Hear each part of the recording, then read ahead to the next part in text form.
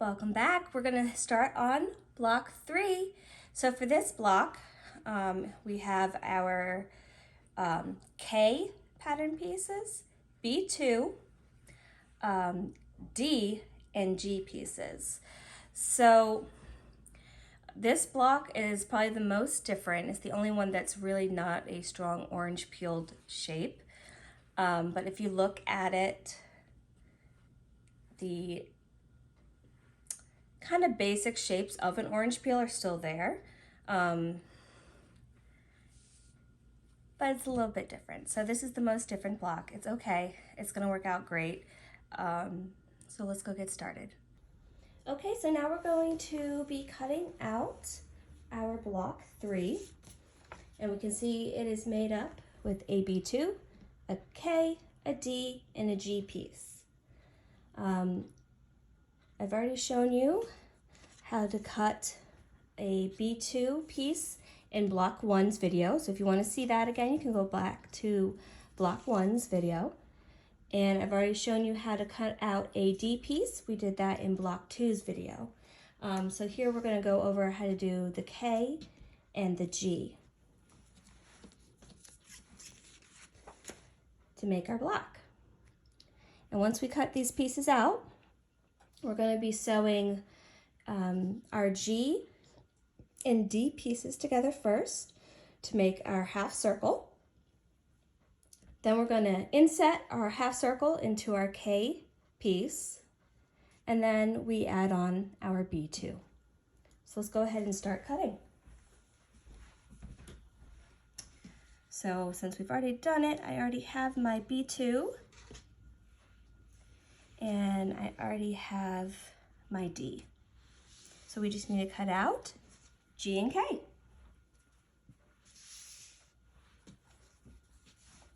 So I'm going to start with K.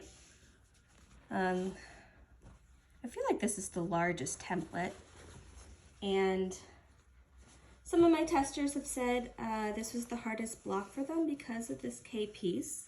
It is just a half circle block, and it only shows up in block 3. It's not used again, so if you don't like it, don't worry, you only have to make it one time. If you're doing one of the smaller sizes, and you only have to make it 9 times if you're doing one of the throws.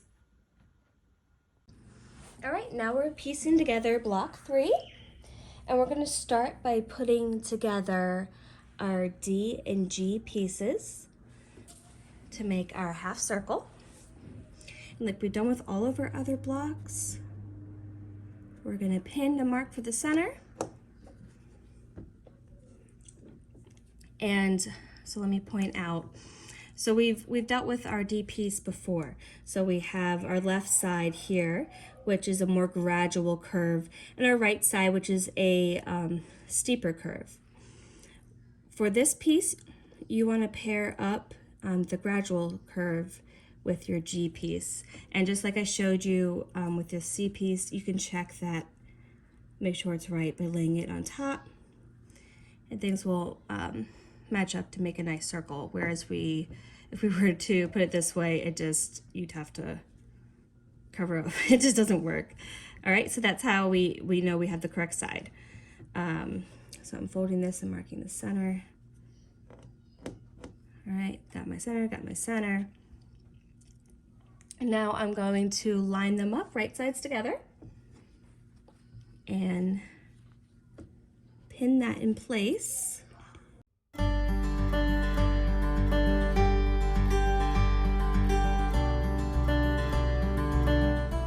And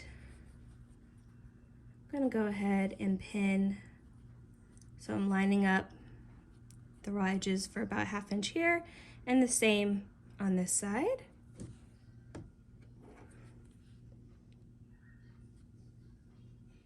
Okay, and then again, over at this end, I'm going to line up all my little raw edges for about a 1/2 inch, 1/4 inch or so, and pin in place. And that makes sure everything's going in the correct angle. All right. And for like these pieces, I find holding it kind of upright and just kind of smoothing out pattern piece D with my thumbs, I can get it to line up really nice and smooth how I want it.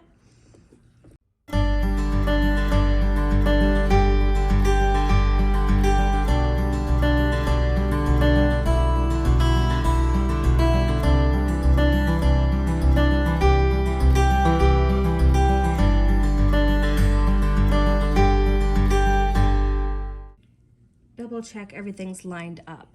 Now, trying to do that like flat down on my sewing table is possible, but there will be puckering and it's a little harder. If I hold it upright, it's a lot easier. It makes that curved cup shape a lot easier. It comes together. Okay.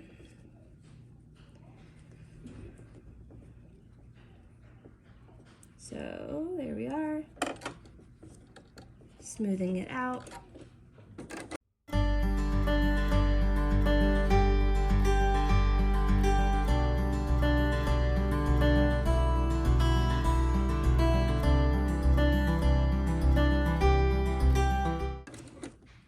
So here, things are not lining up. You can see they're not lining up very straight. That's gonna mess me up if I don't fix that now. And I have about 1/2 inch left. And you can even see under here how that is just not lined up. It's okay. So I did one single back stitch about 1/2 inch before the end. And I can now, I'm holding pattern piece G down flat and straight with my right hand pointer finger. With my left hand, I'm very gently pulling pattern piece D forward, and you don't want to tug. We're not trying to stretch anything. So yes, by doing that, I can get it all to line up. And this would be a great situation for bringing in a stiletto, because I can get right under here and hold it in place for myself.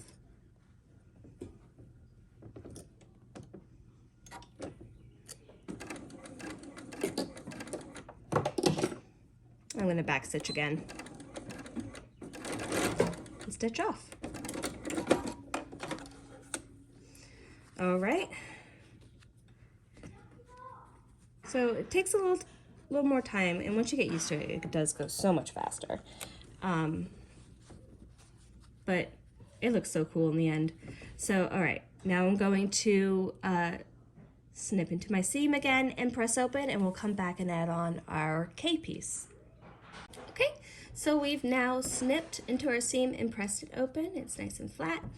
And we are going to fold this new unit, half circle, in half and finger press for our center. Okay, and then we're going to do the exact same thing to our K pattern piece.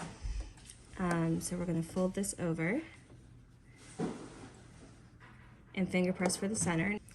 So you'll notice when you fold the K pattern piece over that these two ends are not the same width. That is accurate. You didn't do anything wrong.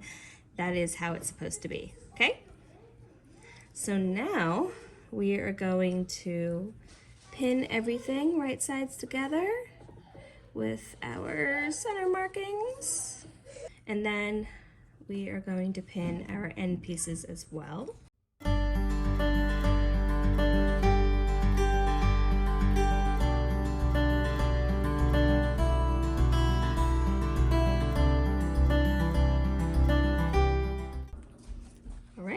So now that that is all pinned at those two ends, we can take it to our sewing machine and start sewing that into place. And you can see it doesn't sit pretty at first, but it works out. All right, so make sure I have this sitting at the right angle.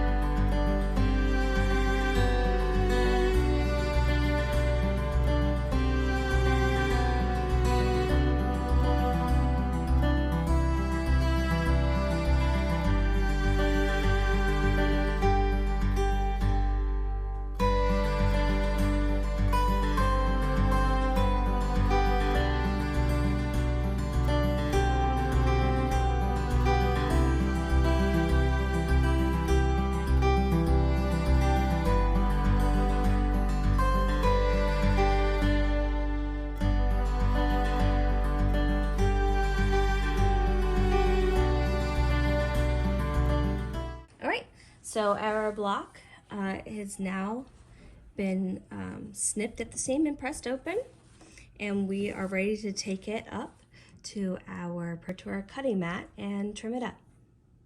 So we're going to square up our block 3.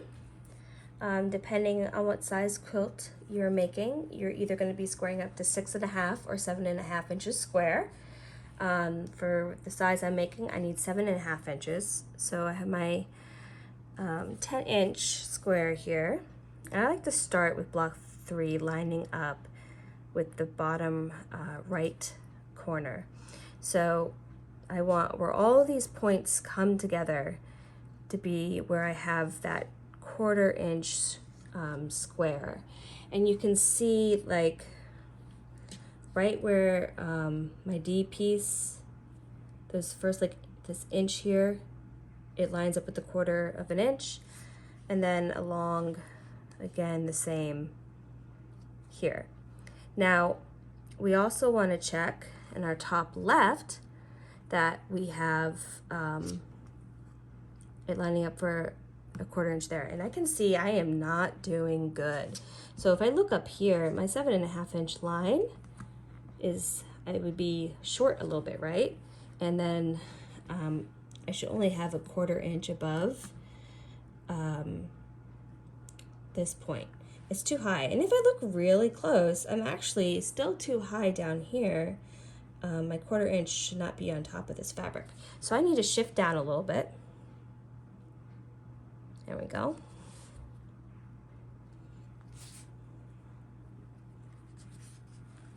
And now we're lining up here. We're no longer cutting off up here. And I have my perfect 1/4 inch square in the very bottom. Okay, so we are good to go.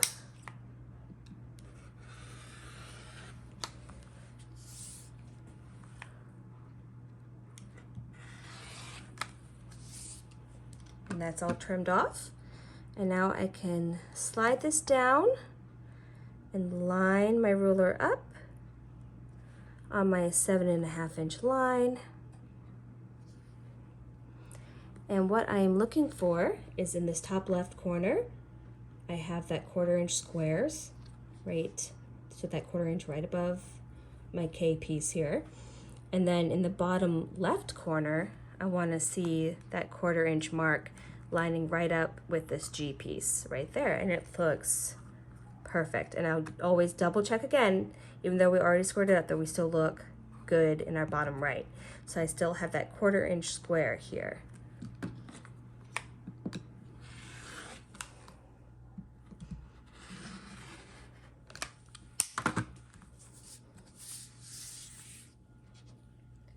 And we now have a perfect block 3.